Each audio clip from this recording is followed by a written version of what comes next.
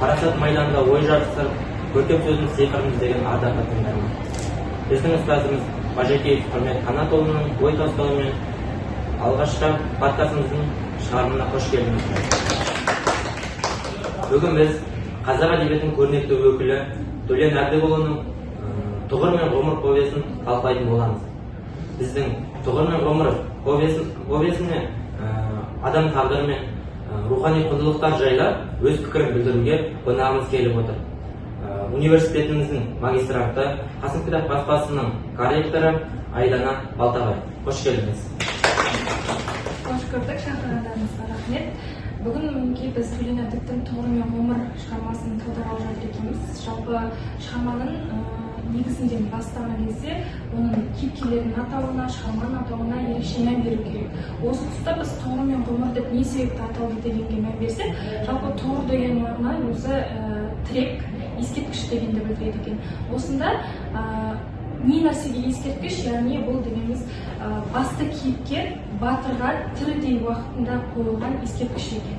Ал ғұмыр дегеніміз сол кеңес заманында қиын қыстау кезеңде халық жауы атанып кеткен адамдардың солардың өмірі және де солдан кейінгі ұрпақтың өмірінің елеусіз қалған, яғни ғұмырына байланысты қойылған атау десек болады. Тұғыр мен ғұмыр дегеніміз осы екен.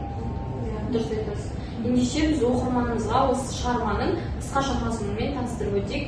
Оқырманымызға таныстыра өтсек, сюжетімен, қысқаша сюжетімен, бұл жерде қарт батырдың сәлемгерей шалға өзінің оқиғасын баяндаумен басталады. Ол өзінің ата-анасымен, әкесі ғалым жазушы, анасы бар, және туған қарындасы бар, барлығы бір күн бақытты өмір сүріп жатады. Бірақ бір күнде нәубет келіп, әкесінің халық жауы атанып кетеді, анасын түрмеге алып кетеді, ал қарындасын балаларымен бара жатқан кезде үсіп өліп, жаңағындай оның да қазасын естиді. Сол кезде жаңағыда өмірдің мәнінен айырылған осы батырдың интернаттағы өмірі суреттеледі. Ол жердегі жаңағы Шәйкенмен төбелесі бар, одан кейін оның алғашқы махаббаты, таза махаббаты, сұлу шашқа деген жаңағы сұлу шаштың азабы бар. Бұның барлығы бір батырдың, жаңағы батыр деген кейіпкеріміздің жаңағы өн бойында өтіп жатқан оқиғалар. Ол жаңағы интернатта өмір сүріп жатқан кезде оның жаңағы әкесінің жалғыз бауыры Қасен деген бауыр алып кетеді ауылға. Сол ауылда да жаңағындай біраз өмірі суреттеледі. Бірақ ол жерде де жаңағы халық жауының баласы деп бұған тыныштық бермейді. Бірақ сол мәселеден қашу үшін жасы жетпесе де соғысқа аттанғысы келеді. Мен жалғастырайын. Соғысқа аттанады, яғни ол жерде батыр өзін жақсы тұсынан көрсетеді, ерлігімен көзге түседі. Ол туралы газет, журналдарға мақалалар басылып шыға бастайды. Алайда күндердің бір күнде неміс фашистері осы кеңес әскерін қолға түсіреді, және де кейіннен ақш әскері бұл тұтқындарды өздеріне әскеріне алмақ болып, тұтқындарды өздерімен алып кетеді, яғни Америкаға. Бұл жерде көбісі, яғни отанға қайтса қайтадан сатқын болып, жаңағыдай сотталатынын біледі ғой. Сол себепті көбісі сол жерде үйленіп, қалуға шешім қабылдайды. Батырға Борис Николаевич атты паспорт беріледі, отанға қайтып жатсаң қажетіңе жарар деген ниетте. Және де Батыр Шәйкенұлы отанға Борис Николаевич болып қайтады. Алайда оған сатқын деген атақ беріліп, ол 10 жылға түрмеге түседі. Кейіннен түрмеден шығып, ол үйленеді, Светлана деген әйелі болады. Алайда ол өз отанына деген сағынышын басам деген ниетте бір күннің ішінде тіпті науқас болса да шешім қабылдап, Мәскеуден отанына қарай аттанады. Осы кезде жаңа лирикалық шегініс деп айттым ғой, артқа қарай. Жаңа Сәлімберей қартқа баяндап жатқан тұсынан тоқтайды. Сәлімберей қарт, қалайша сен Батыр Шәйкенұлысың ба? Ол біз үшін өліп қалған, біз оған ескерткіш орнаттық, мектептің атауына жаңағыдай мектептің атауын бердік деген секілді. Олай болуы мүмкін емес деп солай шорт кеседі жаңағы Сәлімберей қарт. Ал кейін Борис Николаевич өзінің Батыр Шәйкенұлына қойылған ескерткіші бар көреді. Осы тұста талықсып құлайды, және де таңға жуық демнің үзілуімен аяқталады шығарма. Осы жерде жаңағыдай Борис деп ат берілді ғой, ал ол оған дейін қанша рет атыңды өзгерт десе де, тіпті интернатта да келіспей қойған балалардың бірі болды. Негізі кеңес уақытында гомо советикус деген ұғым болған. Ол дегеніміз кеңес уақытында жалпы барлық халықты жаппай орыстандыру саясатымен орысқа айналдырғысы келген еді. Сол кезде паспорттың 5-ші графасында әр адамның ұлты жазылу керек болған еді. Бірақ мысалы қазақ өзін қазақ деп жазғысы келсе де, мынау билік тарапынан қысымнан, адамдардың қоғамның қысымынан өздерін мәжбүрлі түрде орыс деп жазу керек болды. Сол сияқты мына жерде бізде мысалы бір ғана кейіпкердің екі есімі болады, біреу Батыр, біреу Борис.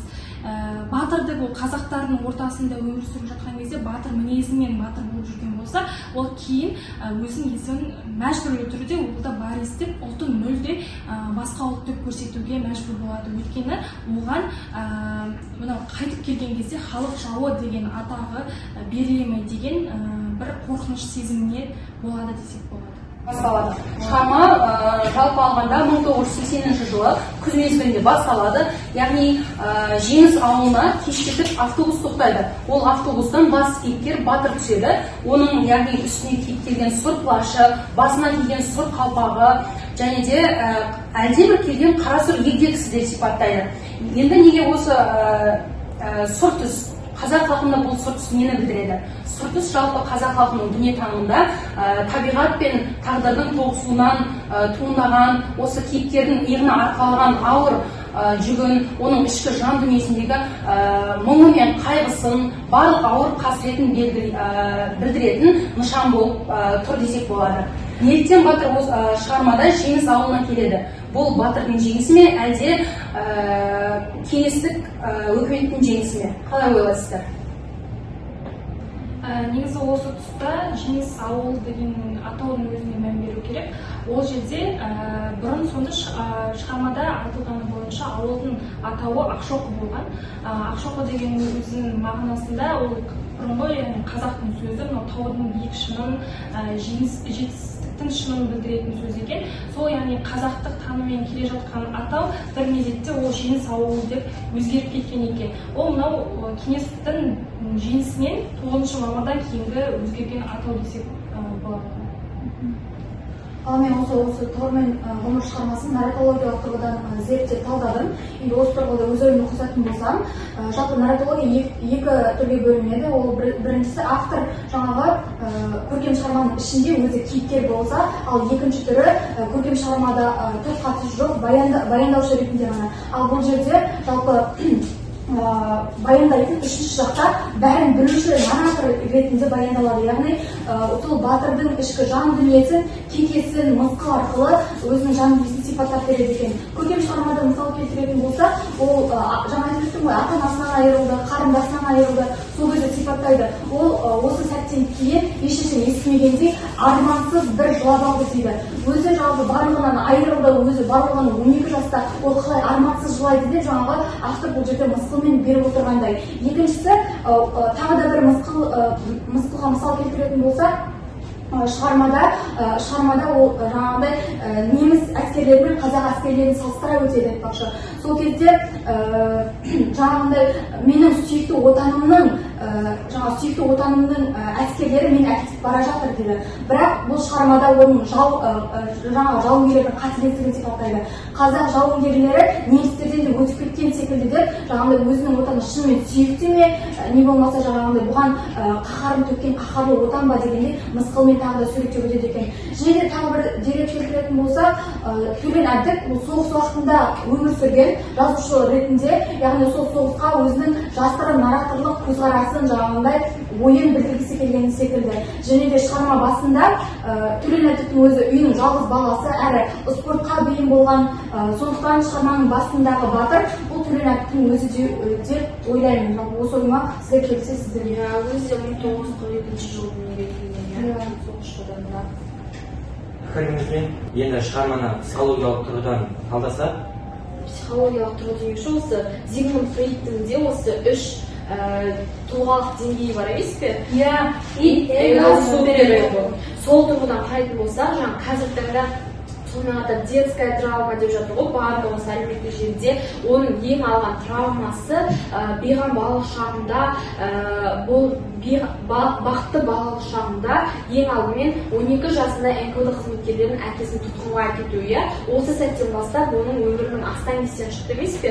Осы ең алғашқы травмасы. Одан кейін ол интернатта болған кезде одан мынадай ой қалыптасты. Яғни жаңағы супер эго, жоғары мен дегенге келтіретін болсақ, бұл әділетсіз өмір менің жазықсыз әкемді айдауға жегетін болса, онда бұл өмірде ешқандай әділеттік те жаңағы шынайылық жоқ деген пікірді өзі ойлайды. Сөйтіп ол жаңағы ең алғаш баламен Шәкелмен де төбелесетін кезі бар. Сол кезде ол маған не істей аласыңдар деген секілді ой қалыптасады да, ол ең батырдың алғашқы батырлығы осы тұста көрінеді. Жаңағы баланы Шәкел қан жосап ұрып тастайды ғой, ол өзі соңында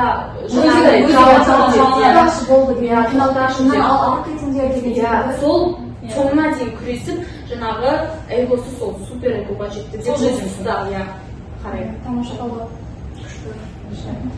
Балауса сенің бұл психологиялық деформациямен жаңағы кейіпкердің қос тұлғалық күйі тек қана жазушының фантастикасы емес, оның артында осы КСР тарихының жаңағы ең бір қасіретті кездері, ауыр тағдыры, жаңағы ғылыми архивтік дәлелдері тұр. Яғни мысалы сталиндік тоталитарлық жүйеде жаңағыдай отанға опасыздық жасағандардың отбасы мүшелері деген ресми статус бар ғой. Яғни сол кездегі мыңдаған осы қазақ зиялы қауымдарының балалары, оның ішінде жаңағы халық жауының әйелі, халық жауының баласы деп Карл Алжир деген жаңағы лагерлерге айдалып, жетімханаларда олар өздерінің тегін есімдерінен айырылды ғой. Ал екінші дүниежүзілік соғыс кезінде осы жаңағы соғыс совет тұтқындарының тағдыры тарихтағы ең қанды бір парағы десек болады. Неге? Себебі Сталиннің осы 1941 жылғы жаңағы 16 тамыздағы бар ғой 270-ші бұйрығы бар емес. Сталиннің бұйрығы демекші осы жаңағы ең алдымен интернатқа барар жолда 4 дос болады емес пе? Сол жерде қонаққа барады, түйеші ағасының үйіне. Ол жаңағыдай адам жоқ жерде енді далада өмір сүріп жатады. Ол ағасы әділкеш болған деп сипаттайды, бірақ сол жерде жаңағы қағаз алмақшы болады, жаңағы тамақтың астына қоятын. Газеттің бірінші бетін ашты, Сталиннің беті, екіншісін ашты, тағы Сталиннің суреті, үшіншісі жарайды енді кім бар, өзінің ойы дегенде қоя салса, кейіннен ертесіне сол ағасының жаңағыдай айдалып кеткендігі, Сталинді қорлады деген айып тағылып, сондай жала жабылған шетелде балаларға. Батыр сол кезде ойланады емес пе, біз өзіміз төртеуміз ғана болдық. Біреу кім барлығынан сұрайды, бірақ ешкім мен емес мойындамайды. Бұл сатқын сол кезде жасырын күйінде қалады. Бұл да жаңағыдай сталиндік сол бұйрықта айтылады ғой, кімде-кім жаңағыдай сол тұтқынға түссе, жаңағы совет сарбаздары, ол адам жаңағы отанын сатқан деп жарияланып, әрі олардың отбасы жаңағы мемлекеттік жәрдемақыдан айырылып қудаланады. Ал жаңағы шығармада батыр болса, неміс концлагерінде болады. Ал оны Америкада жаңағы сарбаздар құтқарып қалады, сосын ақш-тағы жаңағы сарбаздар айтады ғой, оған ақш-қа кет, сол жерде лагерьде саған жақсы жұмыс береміз десе де, жаңағы батыр шығармада айтады, жоқ деп, яғни өзінің жүрегінің әмірімен отаным деп отанына жаңағы өз еліне қайтып таңдайды. Ал отаны болса, оны жаңағы құшақ жая қарсы албайды, керісінше оны түрмеге айдап жібереді. Бұл жаңағы тарихи факт, яғни түрмеге айдаса да 10 жыл өтті ғой деп басқалар солай. Тарихи факт ретінде келтіреміз соны. Сол секілді осы батырдың айтады ғой, мен өз үкімімді баяғыда алып қойған адаммын деуі, яғни бұл жаңағы сталиндік сол режимнің жаңағы сол кездегі ұрпаққа кескен үкімі ретінде бір көрініс ретінде қарастырсақ болады. Осы тұрғыда негізі жаңағы баласы айтып өтті ғой, сен психоаналитикалық тұрғыда Фрейдтің талдаулары, сол психоаналитикалық талдаулардың ең негізгісі түс көру мотивінде осы шығармада өте көп көрініс тапқан. 4 рет түс көреді, ол шығарманың басында, шарықтау шегінде және соңында да түс көреді. Және түсінде бірінші жаңағыдай өзінің ең сары далада бір нәрсені күтеді, ол автобус күтеді, соны көреді. Одан кейін екінші түс көргенде әкесін көреді, үшінші түс көргенде шешесін көреді, ал төртіншісінде бақытты балалық шағын, жаңағыдай сиыр айдап жүрген кезін көреді. Түс көру мотиві бұл жалпы адамның арманын осы мен осыған жетсем екен ғой деген нәрсе ол жаңағындай түсінде болады. Яғни ол неге жаңағындай алғашқы махаббатын көрмейді, неге соғыста жүрген кезін көрмейді дегеніміз де болады. Ол өзінің жаңағындай нағыз бақытты жағын түсінде көрді. Және де бір түсті екі рет көреді. Бірінші түсінде автобусты күтеді, ал екінші түсі ол қартайған шағында, яғни жаңа ескерткішке барады ғой, сол ескерткішті көргеннен кейін автобустың келгенін көреді түсінде. Яғни бұл автобус біз арғы дүниенің символы ретінде, яғни өлімнің символы ретінде қарастырсақ болады. Ол жаңағындай автобус келді, біздің жаңағы батыр қартымыз дүниеден өтті деген осындай мотивтер бар екен. Және ол жаңа өзінің туған жеріне келгенде Батыр Шайкенұлы болып дүниеден өтті ғой. Жаңа Борис Николаевич емес, ол демек жаңағы өзінің туған жеріне келіп, өзінің шынайы болмысын, яғни жаңағы зигмундтық тұрғы деп жатырмыз, сол тұрғыдан қарағанда рухани тазарудың символы болып табылады, яғни. Иә, енді басты кейіпкер Батырдың ақсақал сәлімгерге өмір соңында айтқан сөзі, менің өзіммен алып кететін жалғыз байлығым ол менің жек көру сезімім деп айтады. Осы жердегі жек көру сезімін қалай түсінсек болады? Бұл жерде басты кейіпкер Батырдың жек көру сезімі, оны алға сүйреген бір стимул, драйвер десек болады. Себебі оған қандай опасыздық, оның отбасына түгелдей саясат билік тұрғысынан жасалған болса да, ол негізінен мынау ішкі таза ол кейіпкер тұрғысынан ішкі таза позиция десек болады. Өйткені ол агрессияға толы емес, ал тоталитарлық жүйеге деген бір ішкі қарсылық ретінде осы жек көру сезімі орын алған еді. Енді осы Төлен Әбдіктің «Тұғыр мен ғұмыр» повесін өздеріңіз оқыған қандай шығармамен байланыстырдыңыздар? Бұл шығарманы өлгендер қайтып келмейді, яғни Бердібек Соқпақбаевтың шығармасымен ұқсастырдым. Себебі Бердібек Соқпақбаевтың шығармасындағы, яғни еркін басты кейіпкер бұл жердегі батыр екеуінің де тағдыры ұқсас, соғыс тәлкегіне ұшырап, жақындарынан айырылады. Еркін де өзінің ағасының еркіннің де ағасы соғыстан қайтпай қалады, өзі де интернатқа түседі. Осы жерде жаңа батырдың тағдырына ұқсас екен. Мен бұл жерде Қабдеш Жұмаділовтің «Таңға жетіне» шығармасымен ұштастырғым келеді. Бұл жерде Қабдеш Жұмаділов те өзінің туған жеріне келіп, не салуды өзінің туған топырағында, яғни жерленуді қалайды ғой. Ал бұл шығармада да батыр өзінің еліне оралуды таңдайды, яғни жүрегінің әмірімен өзінің отанына қайтуды қалайды. Мен осы жерді ұштастыра аламын. Мен Төлен Әбдіктің бұл шығармасын енді мазмұндық жағынан жаңағы шығармалармен салыстыра алмасам да, жалпы іздендім ғой «Тұғыр мен ғұмырды» кім қалай оқыған, кім не түйді деген кезде көптеген әлеуметтік желілерде айтқан екен, сүйекшімен салыстырған екен осы «Тұғыр мен ғұмырды». Жаңағы тұңғышпен осы батыр деген кейіпкерлердің ғұмырын салыстырған екен. Көбісі айтқан, бұл жердегі жаңағы тұңғыштың өмірбаяны батырдікінен жеңілдірек дейді. Мен де дәл солай ой түйдім. Мен өзім ең бірінші сүйекшіні оқыдым, одан кейін барып «Тұғыр мен ғұмырды» оқыдым ғой. Мен де дәл солай ой түйдім. Бұл жердегі жаңағы батырдың өмірбаяны жаңағы тұңғыштың өмірбаянынан да өте қиын. Ол жаңағы ата-анасынан айырылды, бауырынан айырылды, одан кейін соғысқа барды. Ол жердегі түрмедегі жаңағыда ауыр оқиғалары, бұның барлығы өте ауыр әсер етеді оқырмандарға. Мен Төлен Әбдіктің «Тұғыр мен ғұмыр» шығармасын Парасат майданымен ұштастырдым. Себебі тұлғаның екіге жарылуы деп түсіндім. Яғни Бористің ескерткіш алдында өзімен сөйлесуі. Яғни Парасат майданында бір тұлғаның ішінде екі менің пайда болуы. Мен сол арқылы ұштастырдым. Осы Парасат майданының майтаманы Төлен Әбдікұлының осы «Тұғыр мен ғұмыр» повесінде астарлы мән жатыр. Өйткені мұндағы басты кейіпкердің атын батыр деп қою тегінен емес. Мұндағы нағыз батыр болу дегеніміз бұл соғысқа шығып, жаулармен соғысып, оқ атып мерген болу емес. Бұл жердегі тоталитарлық жүйе, яғни сені қанша жерден қиын кезде қыспаққа салса да, бүкіл болмысыңнан, яғни сенің бүкіл жан дүниеңнен сені айырса да, бұл жерде нағыз адам өзінің болмысын сақтап қалу дегенді осы автор бізге, біз секілді, яғни оқырмандарына осындай ойды жеткізіп тұр десем болады. Яғни тек батыр, тек соғыстағы батыр емес, ол өзінің өмірмен күрескен, жаңағыдай тағдырымен күрескен адамдар да жаңағыдай батыр ретінде сипаттап бергісі келген ғой, иә? Батыр ретінде көрініс табады мәнісі. Жалпы мен сіздермен келісемін. бұл шығарманы нақты біреуіне ұқсатқан жоқпын, дегенмен де әр шығарманың өзінің бір еске түсіретін сәттері болды. Мысалы басына мен шынымен де сүйекшіге ұқсаттым.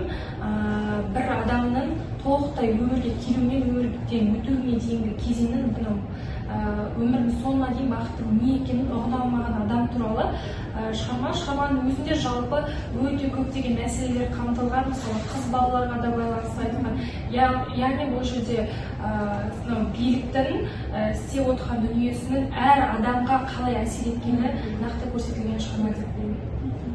Керемет пайымдаулар. Біздің бүгінгі подкастымыз жоғарғы деңгейде өтті. Бүгінгі біздің Төлен Әбдікұлының «Тұғыр мен ғұмыр» повесін тек қана мазмұндап қана қоймай, біз тарихи ақиқаттармен, Зигмунд Фрейдтің психоаналитикасымен, нарраторлық заңдылықтармен және психоаналитикалық талдаулар арқылы ашып бердік.